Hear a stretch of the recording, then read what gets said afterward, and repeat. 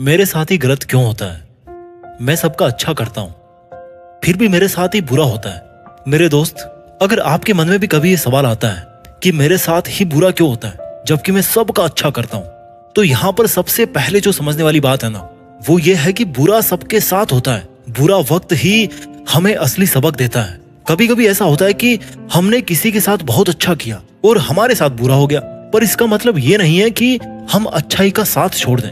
अगर हमने किसी के साथ अच्छा किया है तो हमें उसका फल जरूर मिलेगा वक्त आने के बाद। जिंदगी को एक स्टेज प्ले मान लीजिए और उसमें आप एक किरदार निभा रहे हैं। यहाँ इस किरदार को हर चीज का सामना करना पड़ेगा और इसी से सीखते हुए वो आगे बढ़ता जाएगा। अगर आपको कभी ऐसा लगता है ना कि भगवान ने आपसे कुछ छीन लिया है, तो इस बात की असलियत ये है कि भगवान हमारे हाथ से कुछ अगर छीनता है तो वो तभी छीनता है जब हमारे उन्हीं हाथों में उसको कुछ बेहतर देना होता है। इसलिए बेफिक्र रहो दोस्त, भगवान सेल्फिश नहीं होते, समझदारी से हर चीज सौंपते हैं। जिस तरह बुराई के बिना हमें अच्छाई की कदर नहीं होती, वैसे ही बुरे वक्त के बिना अच्छे वक्त और सुख की कदर नहीं होती।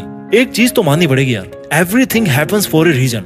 कैट ब्लोअर की किताब है everything happens for a reason. इसमें खूब अच्छे से समझाया गया है कि आपके साथ जो कुछ भी होता है उसकी कोई ना कोई वजह जरूर होती है, कुछ भी बिना वजह के नहीं होता। एक एग्जाम्पल से समझते हैं। रामायण में श्री राम को 14 साल का वनवास काटना पड़ा, जिसके लिए वे बिल्कुल भी तैयार नहीं थे, पर उन्होंने खुद को तैयार किया, हिम्मत की और वनवास की ओर अपने कदम बढ़ाए। श्री राम तो भगवान थे। आप देखिए, भगवान होने के बाद भी उन्हें इंसानी रूप में कितनी पीड़ा और दुख सहने पड़े, पर वे हिम्मत से सबसे लड़े थे, क्योंकि वह उनकी मंजिल नहीं थी, मात्र एक सफर था। महाभारत के समय अर्जुन ने श्री कृष्ण से पूछा कि हमारे साथ बुरा क्यों होता है। उनके ये सवाल पूछने पर श्री कृष्ण ने अर्जुन को यह समझाने की कोशिश करी, एक कहानी सुनाई।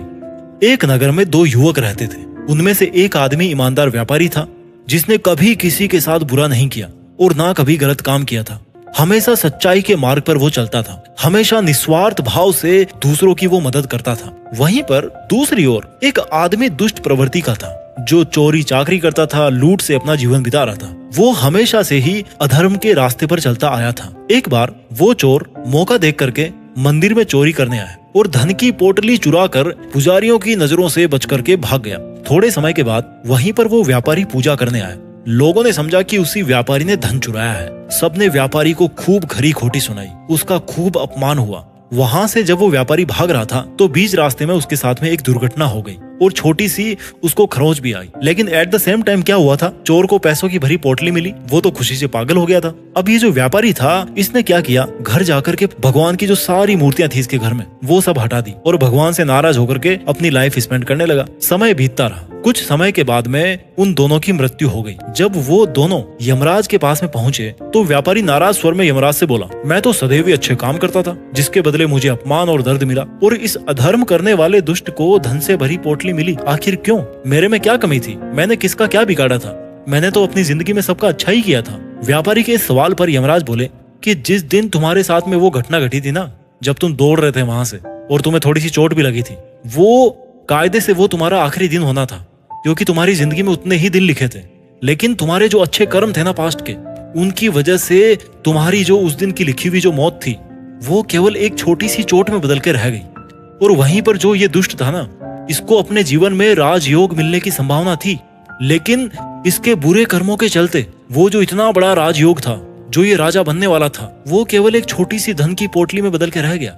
श्री कृष्ण कहते हैं कि भगवान हमें किस रूप में क्या दे रहे हैं, इसको समझ पाना बहुत कॉम्प्लिकेटेड है, पर इतना तय है कि यदि आप अपने कर्म अच्छे रखोगे तो भगवान आप पर कृपा बनाए रखेंगे। तो मेरे दोस्त, एक बहुत बड़ी मंजिल के लिए मुश्किल सफर तो डिजर्व होता है। एक बात अपने एक्सपीरियंस से बताऊं तो ऐसा है ना कि देखिए, हर कोई हमारी जिंदगी में मुश्किलों का सामना करता है। मैं भी करता हूँ, आप भी करते हो, और हम सब यही सीखते हैं कि मुश्किलों और बुरे वक्त इनसे जो गुजर जाता है वो और भी ज्यादा पावरफुल बन जाता है और समझदारी से काम को करने के योग्य बन जाता है। उसके बाद में आती है लॉ ऑफ कर्मा। कर्म का नियम क्या है, उससे आप क्या समझते हो? शायद यही ना कि जैसी करनी वैसी भरनी।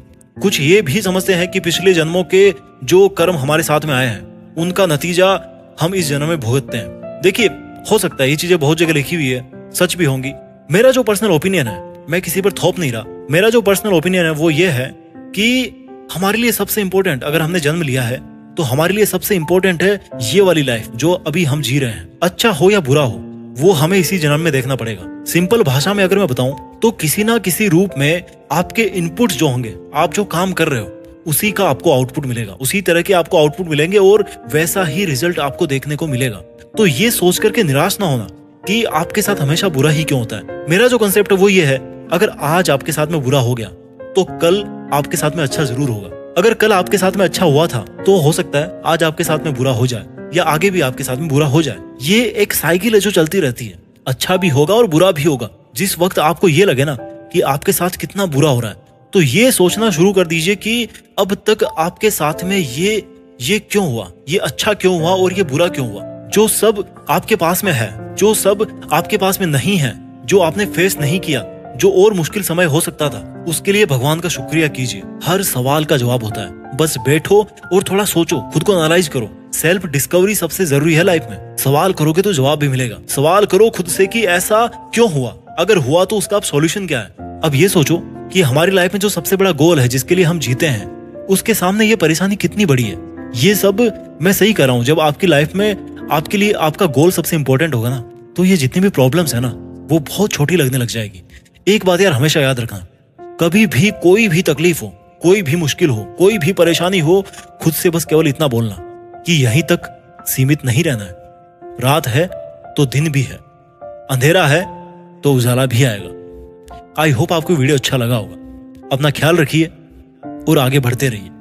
Thank you so much.